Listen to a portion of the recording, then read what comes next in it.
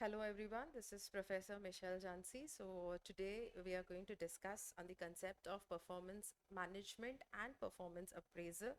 And along with that, we are also going to discuss on the process of performance management. Now let us start with the concept of performance management.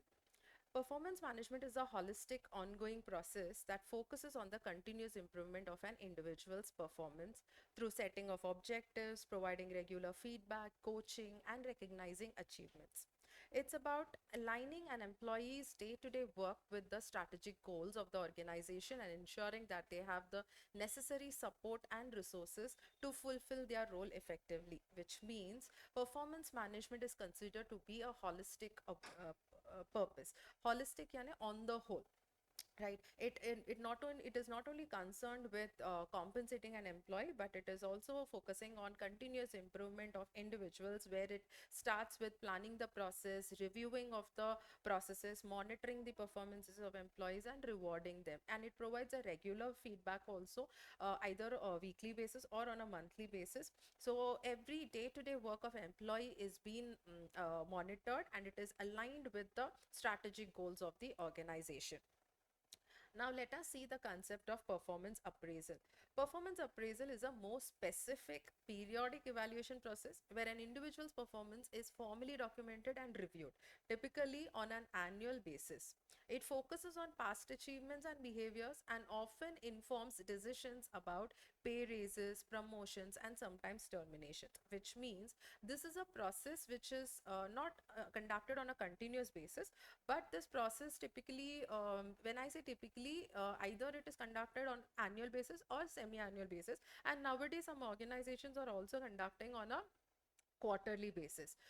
So this purpose of conducting performance appraisal is directly linked with compensation. When organization has to review the performances of employees for promotion basis, for salary increment basis, or for termination basis, this system is being followed, as it only focuses on the past achievements and not on the regular feedbacks.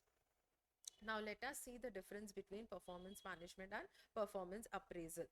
So when I say performance management, its major focus is on continuous improvement and future development. It basically focuses that the employees are aligning their goals with the organizational objective, and whether they are able to focus on the improvement aspect, and whether this particular system is helping in their future development, that is being evaluated. Whereas in performance appraisal, the evaluation is only done based on the past performances of employees. When I talk about frequency, this particular performance management process is undergoes ongoing and regular check-ins, wherein the immediate superior, that is the manager or the supervisor, monitors the performances of the employees on a regular basis, and regular feedback is also provided. Whereas in performance appraisal system, the process is conducted either annually, semi-annually, or on quarterly basis. And when I talk about the approach, it follows a developmental approach. Development in the sense, the performance management system is not only focusing on individuals' career development, but it also focuses overall organizational development. It aligns with the goals of individual in line with organization. When I talk about performance appraisal, it focuses on judgmental approach, wherein the past performances of the employees are judged, and on the basis of that, compensation is provided. Now, let me discuss the outcome of performance management and performance appraisal. The outcome of performance management is it follows a developmental plan for skills and career advancement, whereas performance appraisal follows ratings that may affect pay and job status. So there are different approaches in performance appraisal that is followed. That is tried-based approach and behavioral-based approach, wherein rating has been given to the employees' past performances. Based on that, the pay and job status is determined. When I speak about the scope of performance management is broad, as it is not only focusing in considering only one matrices, but it is covering the performance behavior, it is covering the supervising and monitoring processes, it is covering the planning of the objective, it is covering the reviewing, and it also is aligning the goals of individuals in line with the organizational goals, whereas performance appraisal is much narrower than performance management, because its focus is on only specific performance metrics, that is past achievements. Then when I talk about the feedback, regular and informal feedback is provided to the individuals, which aims at guidance and support, whereas in performance appraisal, a formal and summarized feedback is provided annually or semi-annually, which is used for administrative decisions like promotions, pay hike, as well as terminations. And now let us see the role of manager in performance management. In performance management, the manager is the coach and the mentor who facilitates the performances of individuals, and also supports them and guides them whenever required. Whereas in performance appraisal, the role of manager is an evaluator who is assessing the past performances, based on which the other aspect is determined. Then the involvement of employee in performance management is active, as the employee is involved from decision making, then planning of the process, then their opinions are considered in decision makings, and until implementation their participation is continuous, and this helps in setting goals and developmental plans.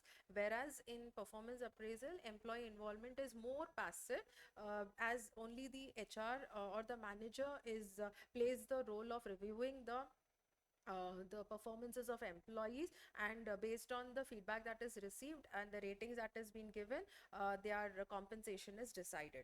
And when we talk about feedback, regular and informal feedback, which aims at guidance and support, and there is a formal and summarized feedback for administrative decision.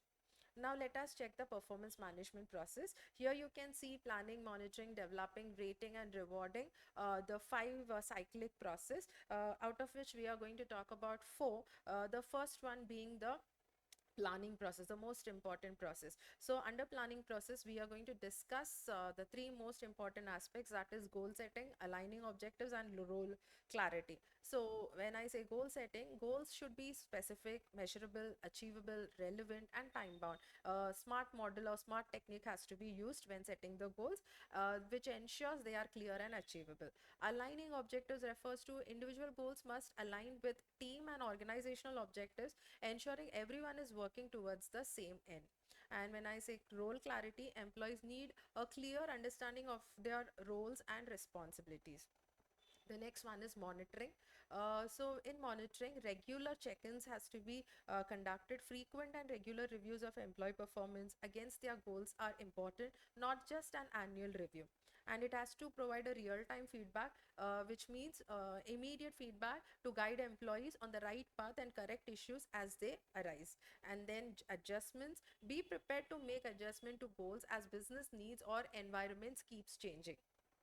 Then reviewing, formal evaluation, typically conducted annually or semi-annually. Again, typically, because it depends upon the organization, either annually, semi-annually, or quarterly, where overall performance is formally documented and discussed.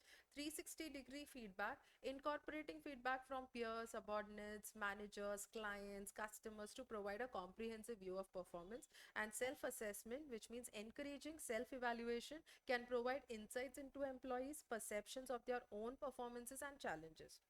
Next is rewarding.